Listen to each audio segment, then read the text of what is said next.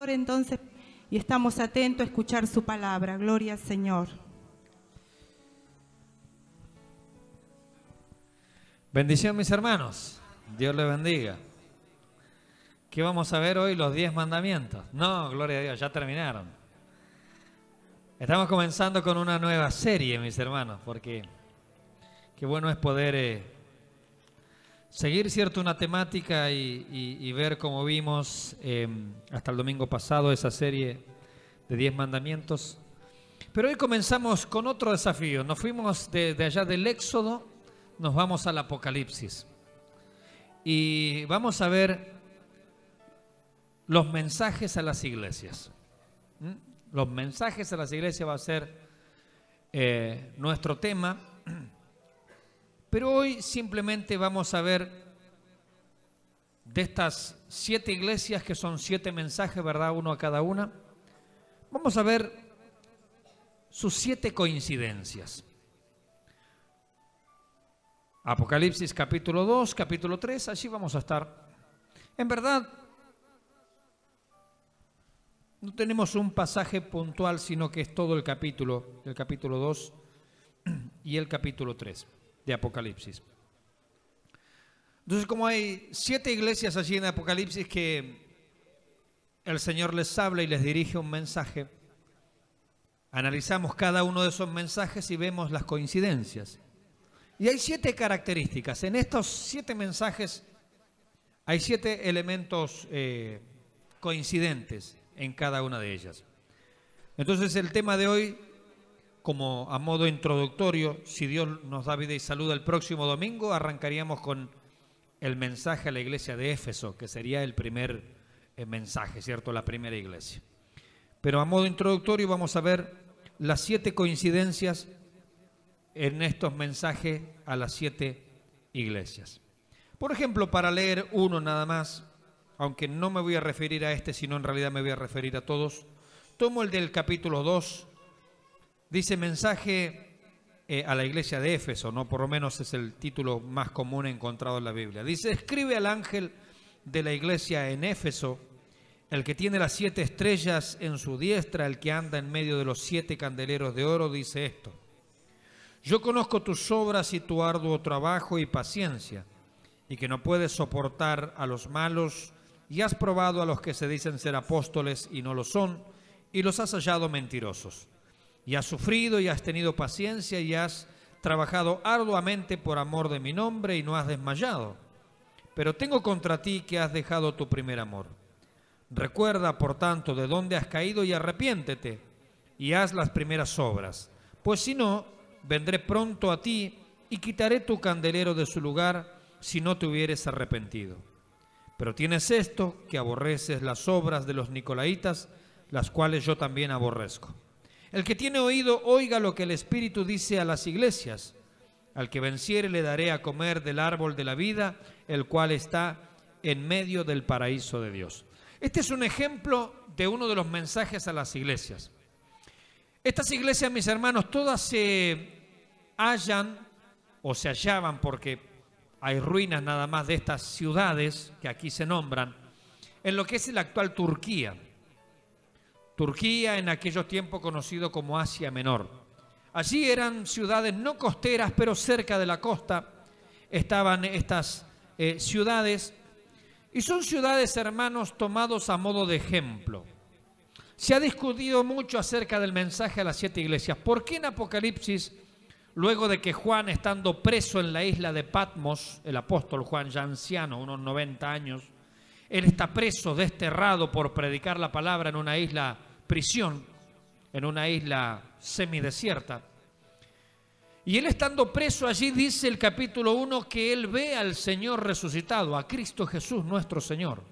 Y cuando lo ve de una manera que no lo había visto en su manera terrenal, en su manera habitual. Porque lo ve allí con una apariencia fulgurante, dice sus pies eran como de bronce bruñido, dice su rostro resplandeciente como el sol en su fuerza, que uno no puede sostener la mirada, dice sus ojos eran como llamas de fuego. O sea, una imagen realmente impactante, ¿cierto? El Cristo glorificado. Y luego del verlo allí, de ver esa imagen, ¿cierto? Comienza el Señor a relatarle, mira, yo tengo un mensaje para las iglesias. Escribe a esta iglesia, escribe a esta iglesia, escribe a esta, 7 iglesias en total, y cada una de las iglesias le va dando su mensaje, que son los capítulos 2 y capítulo 3 de Apocalipsis. ¿Sí?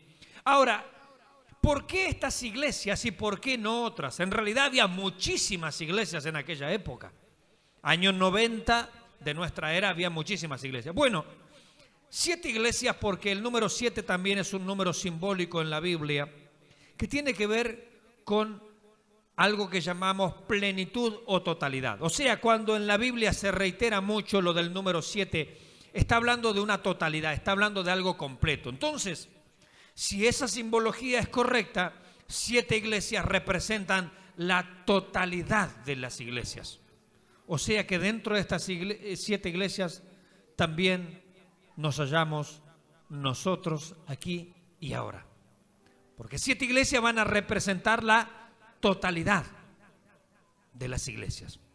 Entonces son palabras destinadas a la iglesia, una sola, desde aquella época hasta ahora, en donde quiera que se hallen. En cualquier ciudad, país o continente que se hallen, estos mensajes son aplicables a la iglesia de una o de otra manera. Porque es para la iglesia que está aquí viva hoy, presente. Y quiero hablar, como les decía recién, de sus 7 coincidencias. La primera coincidencia que vamos a ver, con la ayuda del Señor de aquí en adelante, la primera coincidencia que vamos a ver de aquí en adelante durante 7 domingos, si el Señor nos ayuda, es que hay una comisión o encargo. Cada carta va a tener una comisión o un encargo. Cada carta va a comenzar prácticamente cada mensaje de la siguiente manera: escribe al ángel de la iglesia que está en, y nombra una ciudad. Esto es algo característico, lo vamos a ver en cada uno de estos mensajes. Hay una comisión o encargo, escribe al ángel. La palabra ángel significa literalmente mensajero. O sea, dicho de otra manera, escribe al mensajero de la iglesia que está en la ciudad tal, y comienza allí el relato de lo que el Señor le transmite a Juan para que él escriba y comunique y envíe estas cartas a cada una de estas iglesias. Bueno, la palabra mensajero literalmente significa, la palabra ángel significa literalmente mensajero. Lo que algunos se han predicado es, ¿qué significa esto? ¿Que cada iglesia tiene un ángel? ¿O significa esto que se está refiriendo al mensajero, o sea, al encargado, a la persona que Dios ha delegado como su representante allí en la iglesia? O sea, el pastor, o el anciano, o el obispo, o como quiera sea que la iglesia local le llama al líder que está al frente, en este caso, pastor. Muchos se han inclinado, y yo me inclino también por esta postura. No se trata de que cada iglesia tiene un ángel, sino que aquí está utilizado como aquella persona que Dios ha designado para estar al frente de una obra. Y esto es algo importante de notar, mis hermanos. Las personas que deben estar al frente de una obra, de una iglesia, son las personas que Dios ha designado para hacerlo. No deberían las personas nombrarse a sí mismas, no deberían las personas autopromocionarse, no debería ser así. La iglesia nunca fue una democracia. No lo fue. Si bien a veces se ven algunos actos, entre comillas, democráticos en la iglesia, pero la iglesia no es una democracia. La iglesia es una teocracia, es el gobierno de Dios sobre su pueblo. Eso es la iglesia. Y esa es la manera en que Dios ha establecido la iglesia. Entonces, Dios eligió a los apóstoles. No hubo una votación entre todos los seguidores y dijeron, bueno, vamos a votar a ver quién va a ser el apóstol. No fue así. Dice que el Señor, pasando una noche de oración y ayuno, Él eligió, dice, a los que Él quiso, los señaló con su dedo, una dedocracia divina. Él señaló con su dedo a quienes iban a ser sus apóstoles, y por eso fueron apóstoles. Y así, mis hermanos, hasta el día de hoy, la iglesia debería estar regida y dirigida por personas que Dios designa. Y usted dirá, bueno, no está el Señor Jesús ahora con nosotros, ¿cómo lo sabemos? Bueno, pero está su Espíritu Santo. Y ese Espíritu Santo está en cada creyente. Por lo tanto, los creyentes que buscan a Dios pueden ser guiados por el Espíritu de Dios para decir y para saber quién es la persona llamada y señalada por Dios. Es así. A veces hay movimientos proféticos dentro de la iglesia y personas que sabemos que son de buen testimonio y que Dios usa, hablan una palabra, pero no es que lo que ellos dicen se tiene que cumplir inmediatamente. Para eso también hay un pueblo, y ese pueblo espiritual, ese pueblo que busca, va a decir, sí, es verdad, tal cual, porque es lo mismo que Dios había puesto en mi corazón. Entonces hay un consenso dentro de la iglesia acerca de determinada persona. Porque si no, caemos en que la iglesia va a ser dirigida por personas que simplemente se levantó alguien y dijo algo y ya está. No es así.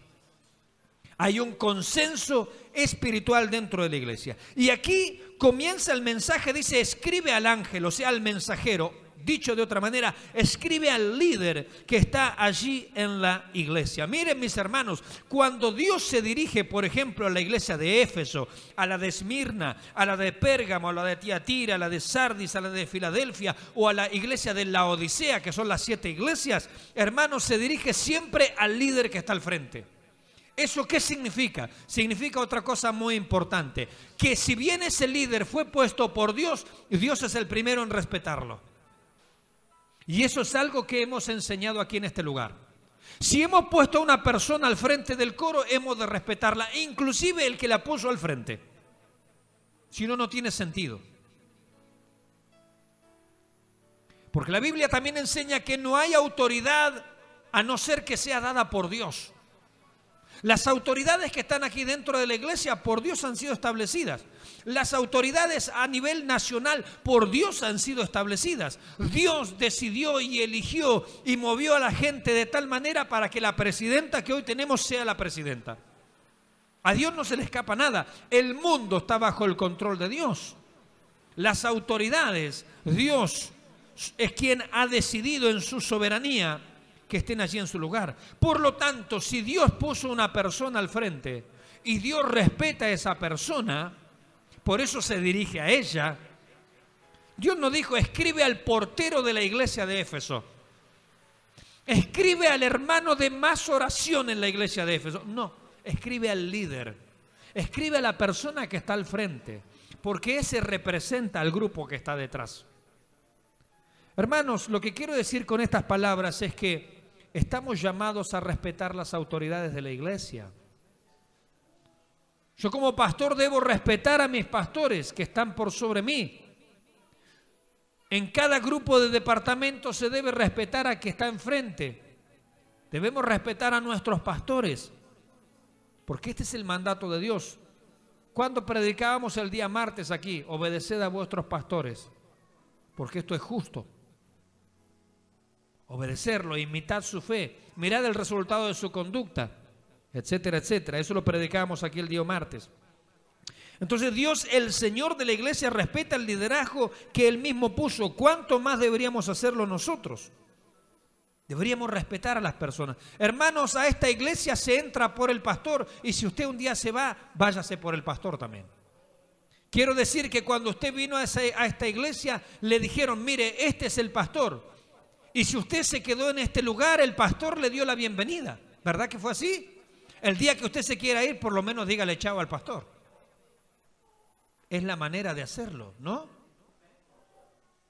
Es la manera correcta de hacerlo. Porque si Dios respeta las autoridades que Él ha puesto, también eso es ejemplo para nosotros que hagamos lo mismo. Mire, yo un día me fui de una iglesia, yo no nací aquí en la YEPI, un día me fui de una iglesia, pero me fui en una asamblea. Porque a mí en una asamblea me recibieron públicamente como miembro. Yo un día, cuando me bauticé, me dieron la oportunidad de hablar como se hace aquí, y yo expresé a los 13 años mi deseo de ser miembro de esa iglesia. Y la iglesia públicamente me recibió y el pastor me dio la bienvenida. Pasaron los años y por distintas circunstancias, 15 años después, un día yo me fui de la iglesia. Pero ¿sabe qué hice? No simplemente dejé de ir y falté y me empecé a congregar en otro lado. No, eso es una falta de respeto. porque no fue así como me recibieron, sino que un día había una asamblea y yo fui y me presenté y con todo respeto le dije al pastor, aunque teníamos diferencia, y lo dije delante de la congregación: mire, hermano, no vale la pena, ¿por qué yo me voy? Lo que sí, yo me quiero ir públicamente y me quiero congregar en otro lado donde Dios me guíe. Públicamente me recibieron y públicamente me quiero ir. El pastor me dio la bienvenida y por lo menos que el pastor quiero que me diga chao. Y Dios le bendiga. Escribe al ángel, escribe al líder, escribe a la persona que está al frente. Y hermanos, es lo que debemos hacer nosotros. Remitirnos a quien está al frente, porque nos guste o no nos guste, Dios lo ha puesto. Y si hace las cosas mal, también se las verá con Dios. Porque también esto enseña la Escritura, que los que enseñamos la palabra de Dios, dice Santiago el capítulo 3, hermanos, no os hagáis maestros muchos de vosotros, sabiendo que recibiremos mayor condenación. Claro, si es que hacemos las cosas mal. También recibiremos un gran galardón, dice Daniel 12, si enseñamos bien. ¿Verdad, mi hermano Gaspar? Las dos cosas, enseñas bien, haces las cosas bien, Dios tiene un gran galardón para los que están al frente. Ahora, estás al frente, haces las cosas mal, también ajústate los pantalones cuando te encuentres con el Señor. Y Él dé la recompensa a cada uno según sus obras. Entonces hay una comisión o encargo en cada una de estas cartas, mis hermanos. Y con esa persona que está al frente, a la cual el Señor se dirige, dice, está también el lugar donde se congregan. Éfeso, Esmirna, Filadelfia, etcétera, etcétera, el lugar donde esté la iglesia. Es la manera de tratar, mis hermanos. Cuando usted quiera participar en otro lado, hable con el pastor. Cuando usted quiera retirarse, hable con el pastor. Cuando usted tenga algún inconveniente, hable con el pastor. Porque el pastor representa a la iglesia. Es así la manera, mis hermanos. Y al dirigirse al pastor, usted está haciendo las cosas como Dios enseña también. Mire, usted no va a la municipalidad allí y le pide a cualquier empleado: mira, ¿por qué no me arreglas la calle? No, mira, ¿por qué no me asfaltás mi calle? No, lo tiene que decidir el intendente, él es la autoridad. Si el intendente aprueba y firma el decreto, sí, yo voy a trabajar, no hay drama. Y te asfaltamos todo, hasta el patio de tu casa, si querés. Pero si no está la firma del intendente, no. Porque es la manera, mis hermanos. Entonces Dios nos enseña esto. En segundo lugar, la segunda característica o coincidencia que tienen todas las cartas que vamos a ver es un saludo con una presentación. Este saludo, mis hermanos, siempre obviamente es del Señor Jesucristo. Por ejemplo, en esta carta, a modo de ejemplo que hemos leído, dice: el que tiene las 7 estrellas en su diestra, el que anda en medio de los 7 candeleros de oro, dice esto. ¿Quién es? Obviamente que el Señor Jesucristo. Esa frase tiene un significado, un sentido. Bueno, la vamos a analizar cuando veamos ese pasaje puntualmente. Ahora estamos viendo las características de las 7 cartas nada más. Entonces el Señor Jesucristo se presenta. El Señor, justamente este que habla, es el Señor de la iglesia. Este no es cualquier Señor, no es una carta de alguien que no tiene nada que ver con la iglesia que le viene a decir algo. No. Este es el Señor que, como dice la Biblia, la compró con su propia sangre. Este Señor le escribe a su esposa, que es la iglesia. Entonces la saluda, se presenta. ¿Quién es el que escribe? El fulano de tal, el que anda en medio de los 7 candeleros. En otra carta dice: yo, el primero y el postrero, el que estuvo muerto y vivo. En otra ocasión le dice: el que tiene los 7 espíritus de Dios y las 7 estrellas, dice esto. En otra ocasión dice: esto dice el santo, el verdadero, el que tiene la llave de David, el que abre y ninguno cierra, cierra y ninguno abre. Tremendo. Así se presenta el Señor a la iglesia. Así le habla a la iglesia y le habla de sus características y de sus cualidades. Porque Él es el Señor de la iglesia. Él se da un título en cada una de estas cartas a sí mismo. Y depende de la carta va cambiando justamente. Y vamos a ver que esos títulos tienen un significado muy particular. Depende de la ciudad a la cual han sido dirigidas. Cuando va a hablar en una de las cartas acerca de la tibieza, ¿se acuerda de esa? En la última carta, la Odisea. No seas ni tibio ni caliente. Perdón, sé frío o caliente, pero no tibio. Era una particularidad de esa ciudad. Lo vamos a ver más adelante, por supuesto. Una de las preguntas que alguien se hizo es: ¿para qué sirve el agua tibia? ¿Para el té? ¿Para saciar? No, el mate no existía. ¿Para qué sirve el agua tibia normalmente? No sirve para saciar la sed, no sirve para preparar una comida. Cuando a uno tiene sed y le dan agua tibia, ¿qué hace? La escupe. Por eso dice el Señor en esa carta, y después vamos a ver por qué, qué tiene que ver, qué había en esa ciudad que el Señor le habla del agua tibia. Bueno, justamente, había mucha agua tibia, no había agua fresca en esa ciudad. Bueno, nos estamos anticipando. Mis hermanos, entonces Él se da un título a sí mismo y Él se presenta a la iglesia. Y la manera en que Él se presenta y saluda a la iglesia refleja su autoridad. Por ejemplo, a una le dice, mira, yo soy el que estaba muerto, pero vivo. Mira, yo soy el que cierra y ninguno abre. Mira, yo soy el que se pasea en medio de los 7 candeleros. Yo soy el que se pasea en medio de las iglesias, dicho de otra manera. Es tremenda la presentación del Señor. La tercera característica es que a cada iglesia le da una alabanza. Entonces, primero, Él hace un encargo, una comisión, escribe al ángel, escribe al mensajero, escribe al líder. Lo segundo es que Él se presenta con un saludo y habla de características de sí mismo. La tercera coincidencia es que Él presenta una alabanza a la iglesia, o sea, la felicita por algo, dicho de otra manera. Y a mí me llama la atención esto, que el Señor, antes de empezar con la crítica sobre la iglesia, primeramente reconoce el trabajo. ¿No deberíamos nosotros hacer lo mismo? Antes de empezar con las críticas por esto, por aquello, por esto otro, ¿por qué no empezamos a dar gracias por el trabajo que se hizo? Antes de empezar con toda nuestra serie de discursos acerca de todo lo que para nosotros está mal y se hizo mal y que aquí, que allá y que esto y que el otro, ¿por qué no reconocemos primero lo que se ha hecho bien? Y el Señor, cada carta que comienza, antes de ir a la crítica o antes de ir al tirón de oreja, primero dice, yo conozco tu trabajo, tu arduo trabajo, yo conozco tu paciencia, yo conozco tu esfuerzo, yo conozco lo que sufres, yo conozco tanto que has trabajado por mi causa, etcétera, etcétera. El Señor primeramente presenta una palabra de gratitud. Y a mí eso me habla. Y me dice, Mauricio, antes de criticar algo, primero da las gracias. Primero, da las gracias y reconoce el trabajo ajeno. El trabajo de Marisol allí en el proyector, el trabajo de mi hermano Torres, el trabajo de cada uno de los hermanos que hace algo. Y usted sabe, usted me es testigo, que yo siempre digo, yo sé que no lo hacen por ser nombrados. Supongo que no lo hace nadie por ser nombrado algo. Pero la Biblia me enseña a mí a ser agradecido. A que se da las gracias por el trabajo que se hace, mis hermanos. Le dice a las iglesias, conozco tus obras, tu arduo trabajo, que has sido probado y todavía estás ahí y todavía la peleas y la lucha, etcétera, etcétera. Cuántas alabanzas el Señor hace a la iglesia. Y es el reconocimiento justamente, mis hermanos, de la tarea realizada antes que empezar con el reproche. Después viene el reproche. En cuarto lugar, la cuarta coincidencia es que hay un reproche. Y ese reproche, una vez que alaba a la iglesia, una vez que reconoce, una vez que la felicita por sus cosas bien hechas, le dice, pero tengo contra ti, pero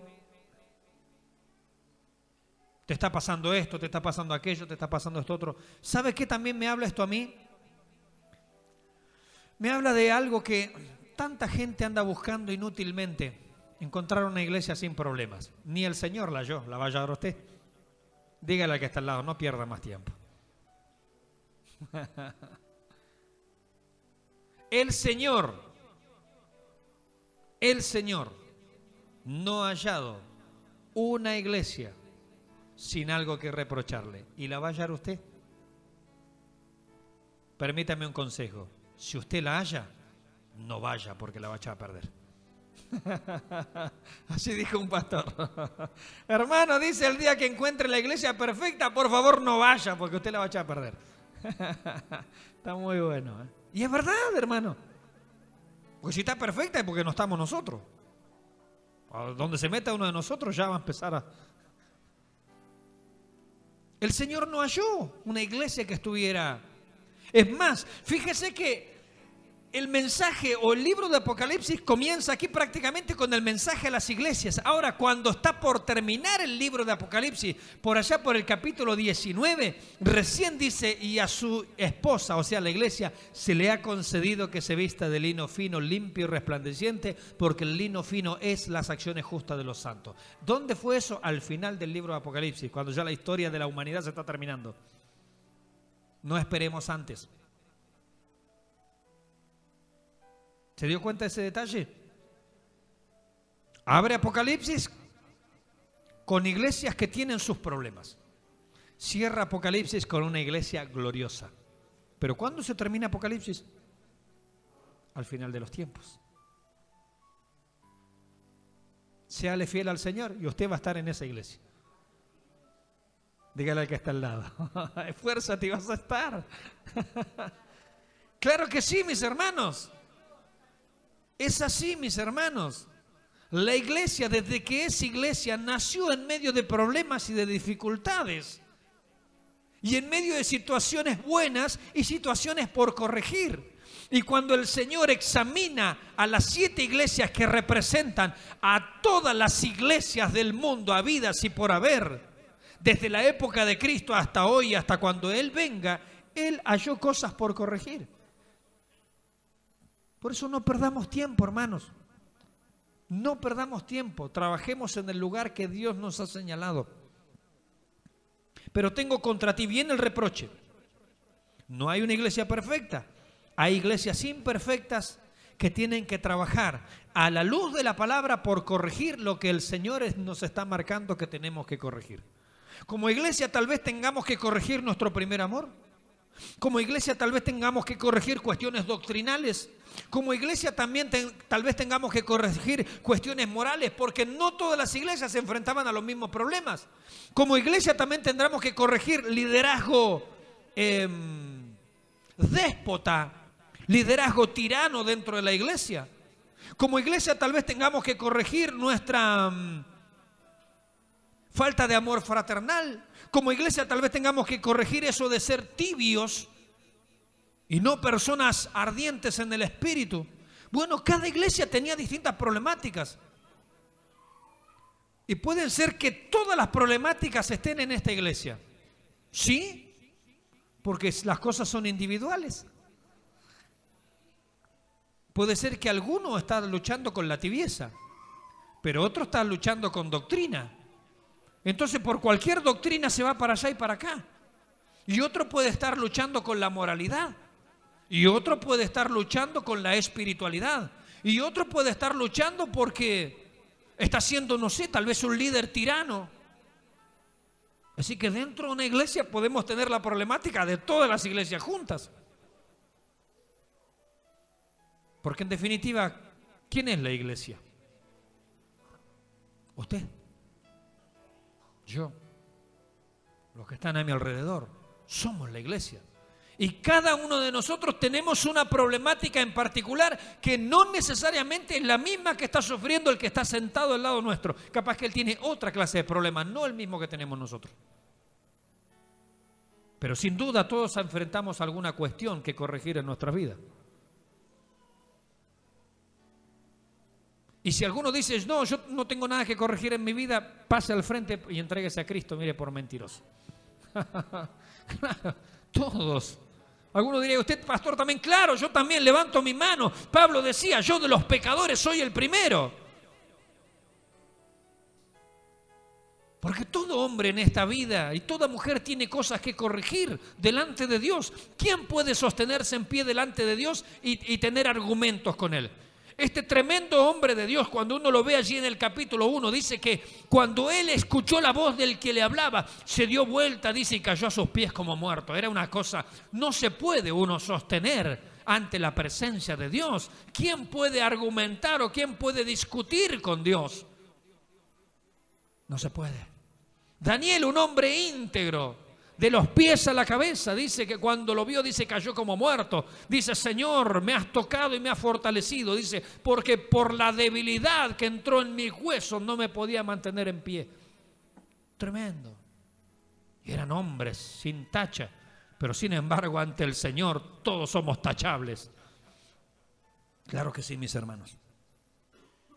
Hubo un reproche para cada una de las iglesias. La quinta coincidencia es que hubo un consejo de advertencia a todas. A todas le dijo, mira, cuidado, fíjate aquí, fíjate allá, mira, corrige esto porque si no... A cada iglesia.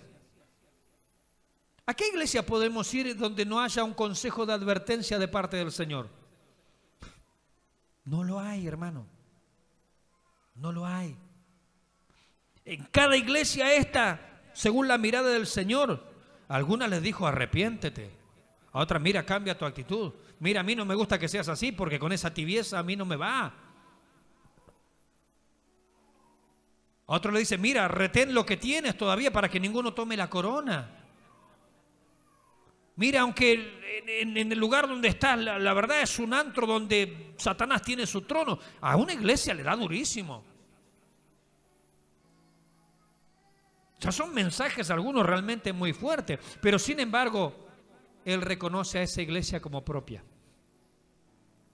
Porque aunque a veces hay lugares que son no iglesias, parecen antros de corrupción, hay personas, hermanos, allí que sinceramente buscan a Dios.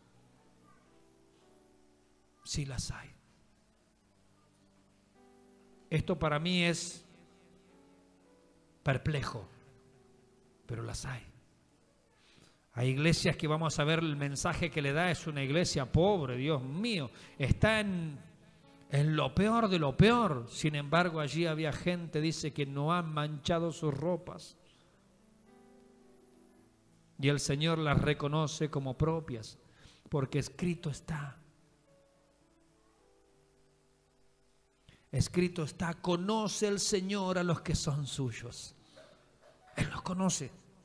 Y en estas iglesias Él reconocía gente que era de Él.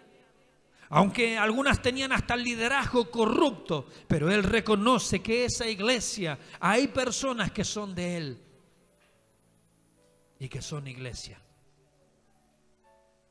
Un consejo, una advertencia, es la quinta coincidencia, decíamos. Dice, arrepiéntete, mira de dónde has caído. Y este consejo y esta advertencia viene de quien tiene la autoridad. Y más que consejo es un mandato. Arrepiéntete, cambia, corrige, moldea. Y la advertencia dice, si no vendré y...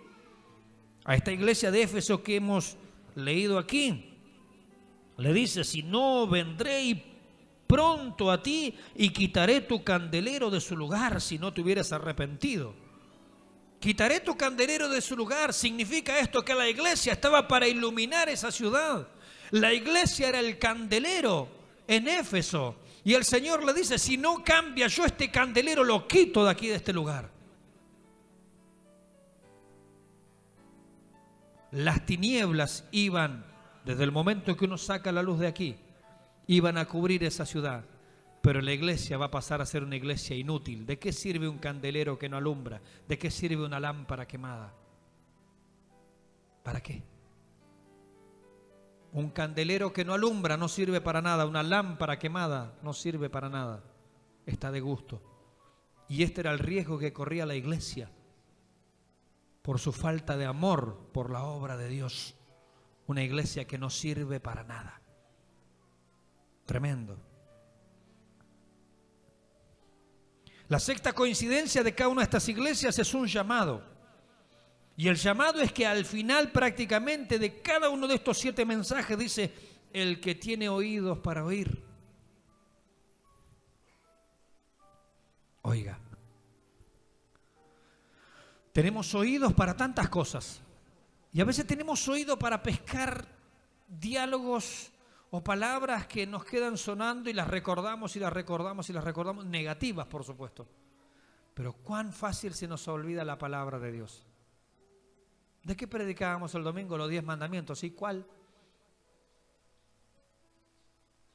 ¿De qué predicábamos el martes? Sí, de la Biblia. Amén.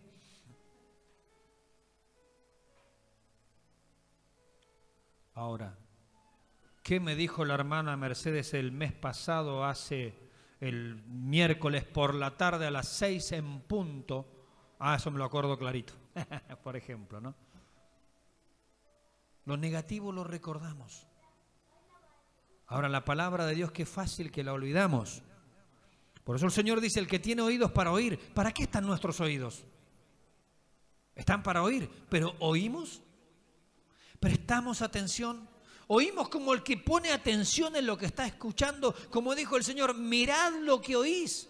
O sea, poned atención. Estos días hablaba con mi hermano Julio, ¿verdad? En la casa, con mi hermana Carmen. Poner atención. Hoy en día, mis hermanos, en la televisión lo único que se ve son shows. Y nadie le pone atención a lo que se está diciendo.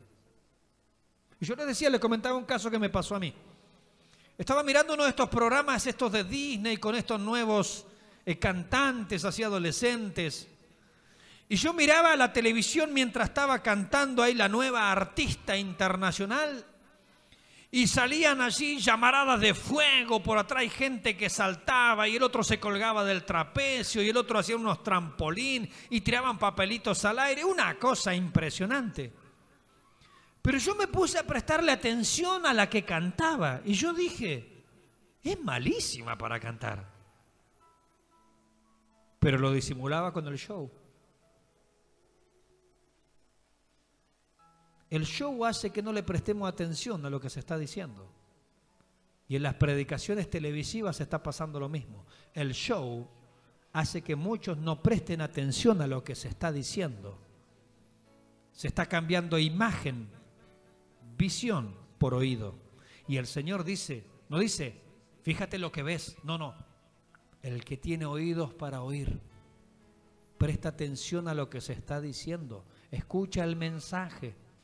Abre tus oídos espirituales. ¿Qué Dios está hablando? ¿Qué Dios está diciendo? ¿Cuál es el mensaje del Señor? El que tiene oídos para oír, oiga. ¿Lo que dice quién? Lo que dice el Espíritu. El mensaje de Dios, mis hermanos, que es por sobre cualquier mensaje de cualquier persona o predicador. Si hay un buen predicador, dará el mensaje tal cual está. Pero no todos son buenos predicadores. Y algunos dan su mensaje, no el de Dios. Y por último, la séptima coincidencia, y aquí terminamos. Esto lo vamos a ver en cada una de las cartas, que con la ayuda del Señor, la semana que viene, vamos a comenzar en este desafío. Una promesa. Todos los mensajes terminan con una promesa. Por ejemplo, a esta que tomamos aquí, dice la promesa al final. Al que venciere. ¿A quiénes? A todos los que van a la iglesia los domingos. No, a los que colaboran a veces, bueno, a los que se hicieron miembros y por ahí apoyan o están. No, no, no. Al que venciere. ¿Al que venciere qué?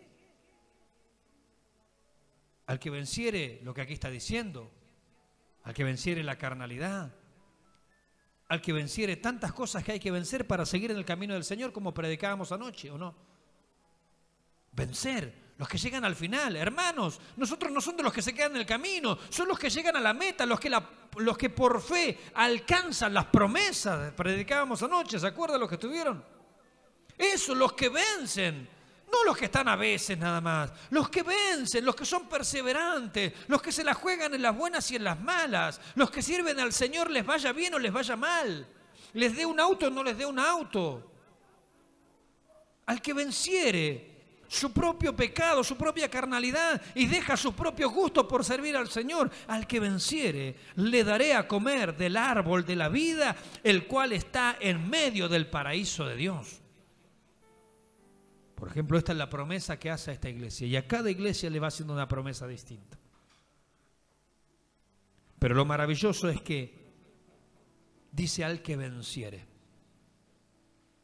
Mire, el mensaje fue dirigido a la iglesia, ¿verdad? Escribe al mensajero, al ángel, al líder, como querramos llamarle, que está en la iglesia de la ciudad de tanto y escribe toda la carta. Va dirigida a la iglesia en general, ¿verdad? O sea, es para cada uno de los miembros. Ahora, la promesa no es, dice, para la iglesia.